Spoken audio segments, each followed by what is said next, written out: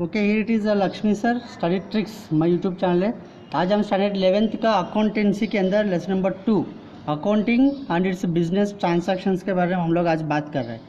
तो business transaction मतलब हमने ऑलरेडी पहले भी बात किया था, बिजनेस के अंदर जो भी लेन देन के वो व्यवहार होता है हम उसको बिजनेस ट्रांसैक्शन के हिसाब से लिया गया है। तो बिजनेस ट्रांसैक्शन के अगर मीनिंग अगर हम बात करते हैं, जो भी ट्रांसैक्शन बिजनेस के अंदर आता है, इट में भी कैश एंड कैरी ट्रांसैक्शन होगा, क्रेडिट ट्रांसैक्शन होगा, या लेन देन की प्रक्रिया जो भी होता है, चाहे वो परचेजर के साथ हो, चाहे वो सेलर के साथ हो, चाहे वो कस्टमर के साथ हो, चाहे वो कंज्यूमर के साथ हो, जो भी जिसके साथ भी बिजनेस के अंदर जो ट्रांसैक्शन होता है बिजनेस के लिए, उसको हम लोग बिजनेस ट्रांसैक्शन हम लोग बोलते हैं।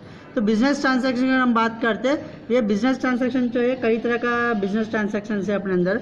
तो बिजनेस के अंदर छोटा मोटा कई तरह का बिजनेस ट्रांसैक्शन अपन के अंदर होता है। तो ये बिजनेस ट्रांसैक्शन को ही हम लोग अपना अकाउंट में लिखते हैं। तो मेरा बिजनेस ट्रांसैक्शन अगर हम बात करते हैं, उसका क्लासिफिकेशन की अगर हम बात करते हैं, बिजनेस ट्रांसैक्शन में मेनली दो तरह का ट्रांसैक्शन होता है, एक इकोनॉमिक ट्रांसैक्शन और एक non economic transaction. Economic transaction वो होता है जिसके अंदर पैसे का लेन देन होता है, मतलब कैश एंड कैरी ट्रांसैक्शन होता है, या पैसा अभी नहीं तो बाद में भी वो कैश या क्रेडिट में लेके बाद में भी वो पैसा दे सकते हैं, जिसको हम लोग इकोनॉमिक ट्रांसैक्शन बोलते हैं। दूसरा जो है नॉन इकोनॉमिक ट्रांसैक्शन है, जिसके अंदर अपन को पैसे का लेन देन व्यवहार नहीं होता है। और ये नॉन इकोनॉमिक इसलिए बोला क्योंकि इसके अंदर किसी तरह का पैसे का लेन देन व्यवहार नहीं होता है। अगर हम इसके अंदर और क्लासिफिकेशन थोड़ा डीपली चले जाते हैं, इकोनॉमिक के अंदर अगर हम चले जाते हैं, कैश ट्रांसैक्शन और क्रेडिट ट्रांसैक्शन दो तरह का ट्रांसैक्शन है। और नॉन इकोनॉमिक में अगर हम देखेंगे तो इंटरनल और एक्सटर्नल दो तरह का ट्रांसैक्शन है। अगर हम इकोनॉमिक ट्रांसैक्शन में कैश एंड क्रेडिट ट्रांसैक्शन में चले जाते हैं, तो उसके अंदर जो है क्लासिफिकेशन है cash transaction, credit transaction and other transaction. Other transaction हम बाद में बात करते हैं क्या होता है। और इंटरनल एंड एक्सटर्नल ट्रांसैक्शन में अगर हम जाएगा तो इंटरनल ट्रांसैक्शन एक अलग होगा और एक्सटर्नल ट्रांसैक्शन दूसरा होगा। ये हो गया बिजनेस का ट्रांसैक्शन का क्लासिफिकेशन, मतलब किस तरह से कितना वे में हमको बिजनेस ट्रांसैक्शन को क्लासीफाई कर सकते हैं, वो हमने इसके अंदर बताया। अभी हम बात करते हैं इकोनॉमिक ट्रांसैक्शन क्या होता है। इकोनॉमिक ट्रांसैक्शन वो ट्रांसैक्शन है जो बिजनेस के अंदर सिर्फ पैसे का लेन देन के व्यवहार ही होता है।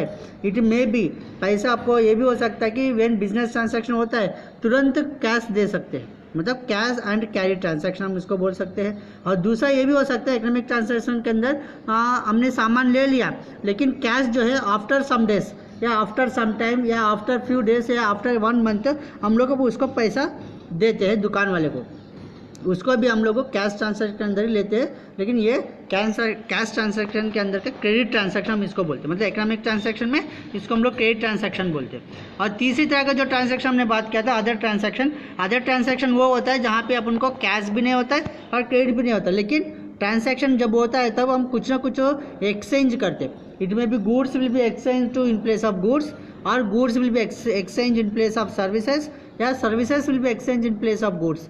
ये बहुत पुराना सिस्टम है जिसको हम बोलते हैं बार्टर सिस्टम।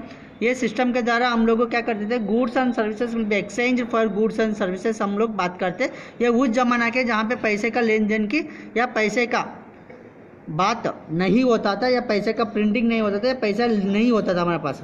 उस ज़माने के समय में हम लोग ये चीज़ों को, सामानों को एक्सचेंज करते थे, जिसको हम लोग बोलते हैं barter system.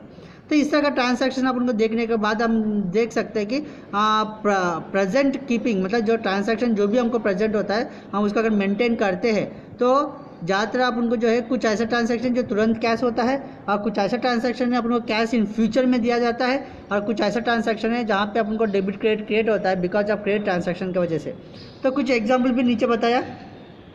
Exchange of cash for asset, goods and services, मतलब कैश ट्रांसैक्शन क्या होता है, एक्सचेंज ऑफ कैश गुड्स के लिए भी हो सकता है, एसेट के लिए भी हो सकता है, सर्विसेज के लिए भी हो सकता है। ये तीनों के लिए अगर हम कैश एक्सचेंज करते हैं वो कैश ट्रांसैक्शन होता है। वैसे ही creation of relationship of debtor and creditor, मतलब जहाँ पे उधारी पे होता है, अगर हम उधारी पे अगर सामान लेते हैं तो मेरे को क्रेडिटर्स बनेगा, और अगर उधारी में सामान अगर किसी को देते हैं तो हम उसको डेप्टर बोलते हैं। तो ये भी अपन को एसेट के मामले में भी, गुड्स के मामले में भी, सर्विस के मामले में भी अपन को ये हो सकता है। और अगर देखते आउट ऑफ दीज 2 कंडीशंस, ये दोनों कंडीशंस में अगर हम देखते हैं 1 कंडीशन इज फुलफिल।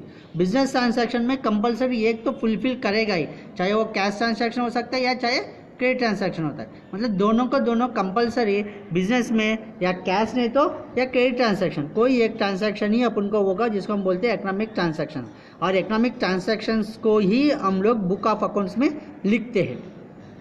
अगर इकोनॉमिक ट्रांसैक्शन में थोड़ा और डीपली चले जाते थे, कैश एंड क्रेडिट ट्रांसैक्शन क्या होता है, तो कैश ट्रांसैक्शन हमने बात किया, in this type of transaction में कैश पेड या कैश रिसीव्ड ही हो सकता है।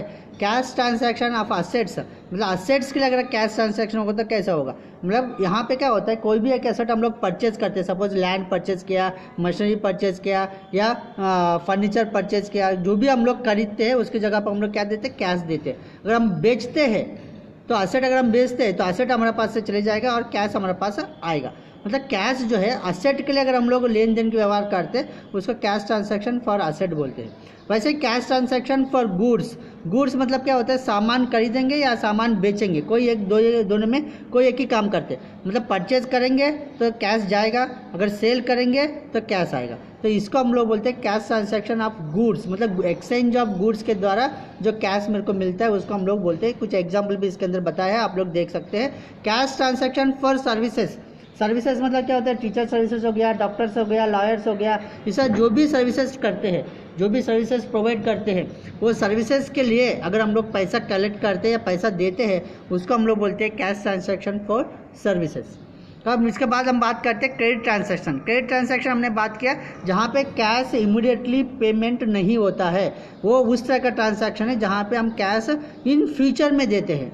इन फ्यूचर मतलब 1 दिन 2 दिन 3 दिन 1 हफ्ता 1 महीने के बाद हम लोग कैश दे सकते हैं। अगर बड़ा बड़ा बिजनेस वाला अगर हम होगा तो उसको 3 महीना 6 महीना तक कैश वो लोग ये बाद में देते हैं। तो इस तरह का क्रेडिट ट्रांसैक्शन में हमें से ज़्यादातर अपन को जो है उधारी होता है। उधारी मतलब हम लोग सामान तो ले लिया लेकिन पैसा नहीं दिया। लेकिन इस तरह का ट्रांसैक्शन में अपन को ज़्यादातर डेप्टार या क्रेडिटर्स, दो तरह का लोगों की पर्सनल अकाउंट्स अपन को क्रिएट होगा जिसके द्वारा अपन को हम लोग पेएबल या रिसीवेबल ये दोनों चीज़ अपन को इसके अंदर आता है। अगर डेप्टार होगा तो क्या होगा, मेरे को पैसा लेना पड़ेगा, मतलब उसको हम बोलते हैं रिसीवेबल।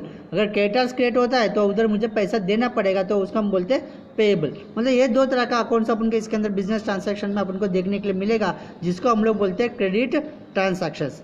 एग्जाम्पल भी इसके अंदर आपको बताया गया है।